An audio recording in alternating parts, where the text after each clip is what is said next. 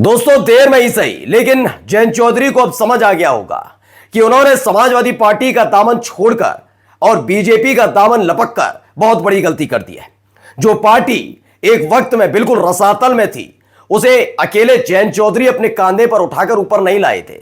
उसके पीछे समाजवादी पार्टी की अपनी एक ताकत भी थी। उसके पीछे जाट मतदाताओं के साथ साथ मुस्लिम जो सपोर्टर्स हैं, उनकी ताकत का भी मतलब था, उसका आधार था। और यह बात तकरीबन 1 साल बाद इसलिए समझ में आई है क्योंकि अब जयंत चौधरी को सबसे तगड़ा झटका लगा है। जयंत चौधरी की पार्टी यानी आरएलडी से ताबड़तोड़ इस्तीफे गिरे हैं। सिर्फ इस्तीफे की खबर नहीं है, खबर यह भी है कि जितना बड़ा डेंट आरएलडी को लगा, उतना ही बड़ा डेंट बीजेपी और बीएसपी को भी लगा है।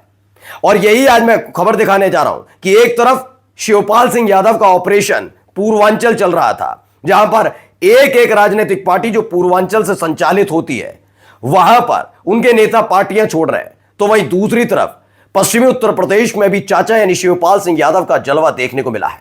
आज मैं मुस्कुराता हुआ चेहरा अखिलेश का भी दिखाऊंगा। आज दिखाऊंगा शिवपाल सिंह यादव की वो चाल या वो दाव जिसके आगे उत्तर प्रदेश में बड़े बड़े सूरमा भी चित हो जाएंगे। यूं ही शिवपाल सिंह यादव को बड़ा रणनीतिकार नहीं कहा जाता। नमस्कार, मैं हूं प्रज्वल गौतम और आप देख रहे हैं न्यूज सर्किट। देखिए, सबसे पहले मैं शुरुआत कर लूं, शिवपाल सिंह यादव कौन है। शिवपाल सिंह यादव कौन है, इसे जानने का सबसे मुफीद तरीका है उनका बस शुरुआती दौर पढ़ लीजिएगा। समझ जाएंगे राजनीतिक तौर पर नेताजी के साथ रहकर उन्होंने क्या कुछ सीखा और कैसे दांवपेच बनाए जिससे समाजवादी पार्टी मजबूत होती चली गई। इसकी एक एक चीज मैं आपको आखिर तक बताऊंगा, लेकिन शुरुआत बताता हूं 1967, जब नेताजी ने पहली बार यानी मुलायम सिंह यादव ने चुनाव लड़ा था। और उनके हनुमान के तौर पर शिवपाल सिंह यादव तब से ही उनके साथ लगातार रहे। चाहे वो साइकिल पर प्रचार करना हो, कहीं खड़ा होना हो, उनके लिए राजनीतिक दांवपेच चलने हो, ये तमाम चीजें सिर्फ शिवपाल सिंह यादव करते रहे। और कहा जाता था कि मुलायम सिंह यादव के साथ कई राजनेता रहे, बहुत राजनेता, लेकिन अपने छोटे भाई में सिर्फ उन्होंने एक भाई नहीं बल्कि एक देखा एक कर्मठ कार्यकर्ता के तौर पर भी उन्हें समझा। इसीलिए शिवपाल सिंह यादव की इस समय ऐसी स्थिति है उत्तर प्रदेश में कि समाजवादी पार्टी छोड़ दीजिए, कोई राजनीतिक दल नहीं है जो शिवपाल सिंह यादव को चुनौती दे पाए। और जिसने भी यादव परिवार को चुनौती दी, उसका हश्र का क्या होता है, खबर पढ़ लीजिए। खबर क्या है, एबीपी न्यूज की खबर है, आरएलडी को बड़ा झटका। जयंत चौधरी के करीबी रहे इस मुस्लिम नेता का इस्तीफा, किस पार्टी में होंगे शामिल, इसमें जानकारी दी गई है। पहले खबर पढ़ लीजिए। जयंत चौधरी बेचारे परेशान भी होंगे। एनडीए में शामिल राष्ट्रीय लोकदल को बड़ा झटका लगा है। जयंत चौधरी के करीबी रहे युवा आरएलडी के पूर्व राष्ट्रीय अध्यक्ष चौधरी वसीम रजा ने पार्टी छोड़ दी है। उन्होंने आरएलडी पर किसान, मुस्लिम और बेरोजगारी जैसे मुद्दे पर चुप्पी साधने का आरोप लगाया। वसीम रजा के बारे में बताया गया 1 मई को वो समाजवादी पार्टी में शामिल हुए और ये तमाम चीजें इसमें लिखी है। अब ये सवाल यह है कि क्यों शिवपाल केवल समाजवादी पार्टी ही क्यों?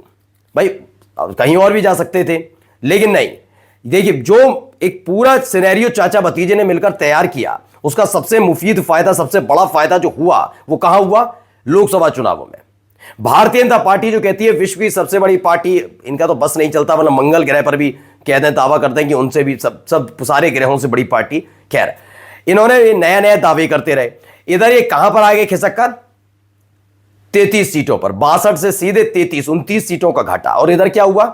37 सीटों पर समाजवादी पार्टी पहुंच गई। इतिहास में ये पहली दफा है। ये क्यों हुआ ये भी आप समझ नहीं पाए, ना बाबा समझ पाए, ना बीजेपी के नेता समझ रहे हैं। दरअसल ये इसलिए हुआ क्योंकि पहले एक लाइन खींची थी, वो लाइन दरार में तब्दील हुई, दरार खाई में तब्दील हुई और इसका फायदा सबसे ज्यादा बीजेपी ने उठाया। मैं जिस लाइन का जिक्र कर रहा हूं वो 2016 में जब खाई में तब्दील हुई थी, तब चाचा भतीजे अलग हुए थे। समझ गए थे कि अगर चाचा भतीजे एक आए तो पहले जो ताकत थी उससे दुगनी और तिगनी ताकत के साथ आएंगे। और देखिए वही हुआ। आप देखिए, जब से अखिलेश यादव, शिवपाल सिंह यादव साथ आए, ये पहला लोकसभा चुनाव था और पहला ही विधानसभा चुनाव 2027 में होगा। मैं बार बार कहता रहा हूं, अखिलेश यादव एक बहुत बढ़िया और मजे हुए राजनेता है, युवाओं की पहली पसंद है। इससे नो डाउट कोई मना नहीं कर सकता, कोई एक व्यक्ति नहीं कह सकता नहीं, ऐसा नहीं है। लेकिन हां, यह भी हकीकत है कि अगर कोई रणनीतिकार है, संगठन में पकड़ रखता है, राजनीतिक दलों में उथल पुथल मचा सकता है, तो उनका नाम है शिवपाल सिंह यादव यानी चाचा शिवपाल सिंह यादव। अखिलेश यादव को ऐसे वक्त में इन्हीं की जरूरत थी। वो बात अलग है कि एक वो दौर आया था, वो दौर आया, फिर वो बीत गया, उसके बाद चाचा भतीजे साथ आए। और आज हालत क्या है उनके विपक्षियों की? एक चुनाव बताइए जो जीत कर दिखाएं, जिसमें दम ठोक कर या छाती ठोक कर कह दें। नहीं कह सकते। अब देखिए आगे क्या है खबर, एक और है। यह खबर पड़ी एबीपी की एक और खबर निकल कर आई जिसमें बताया गया सपा में शामिल हुए बीजेपी, बीएसपी और कांग्रेस के समेत कई दलों के नेता अखिलेश यादव ने दिलाई सदस्यता। यह खबर भी निकल कर आई। इसमें भी बताया गया उत्तर प्रदेश की राजनीति में समाजवादी पार्टी की ताकत लगातार बढ़ती जा रही है। पार्टी के राष्ट्रीय अध्यक्ष और पूर्व मुख्यमंत्री अखिलेश यादव के नेतृत्व में भरोसा जताते हुए गुरुवार को भारतीय जनता पार्टी, बहुजन समाज पार्टी और कांग्रेस और लोकदल समेत कई दलों के दिग्गज नेताओं ने अपने सैकड़ों समर्थकों के साथ समाजवादी पार्टी की सदस्यता ली है।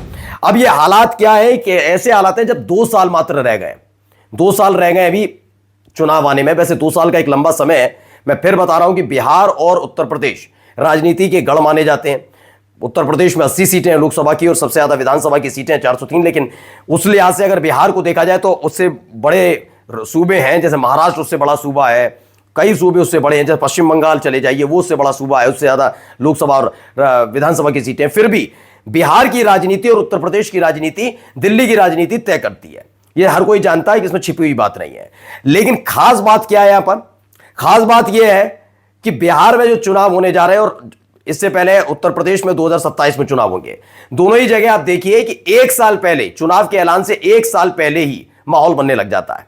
लोग अपने अपने भविष्य को तलाशने लगते हैं। लेकिन ऐसा क्या है कि अभी तो उत्तर प्रदेश के चुनाव में 2 साल बचे हैं, फिर भी अभी से उछल कूद मच रही है। दरअसल ये इसका सारा का सारा पूरा का पूरा जो सेहरा बनना चाहिए वो चाचा भतीजे के ऊपर है।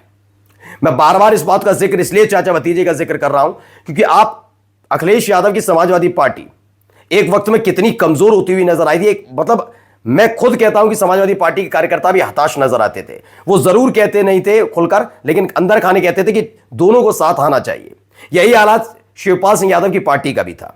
लेकिन कौन लोग थे जो नहीं चाहते चाचा भतीजे साथ आए? वो थे योगी आदित्यनाथ, उनका कैंप और बीजेपी।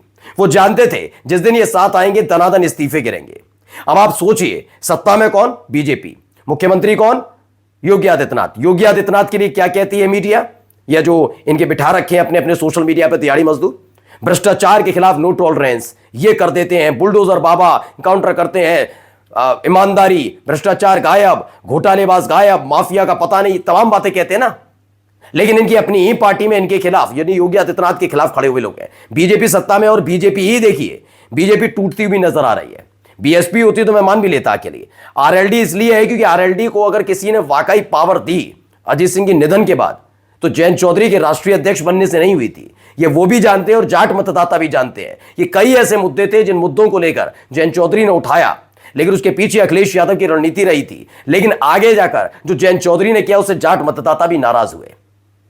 उसके बाद मुस्लिम मतदाताओं ने भी बखूबी भूमिका निभाई थी जब समाजवादी पार्टी साथ आई। आज हालत क्या है? आज हालत यह है कि अपनी पार्टी के कार्यकर्ताओं नेताओं को रोक नहीं पा रहे, अपने सामने अपनी पार्टी को टूटते हुए, खत्म होते हुए देख रहे हैं। तो दूसरी तरफ बीजेपी और बीएसपी के भी हालात भी है। बीजेपी को तगड़ा नुकसान हुआ है और यह सब हुआ है मात्र 48 घंटे के भीतर। शिवपाल सिंह यादव का पूर्वांचल ऑपरेशन तो था ही, अब माना जा रहा है कि पश्चिम में भी उन्होंने अपना दांव चलना शुरू कर दिया है। नमस्कार।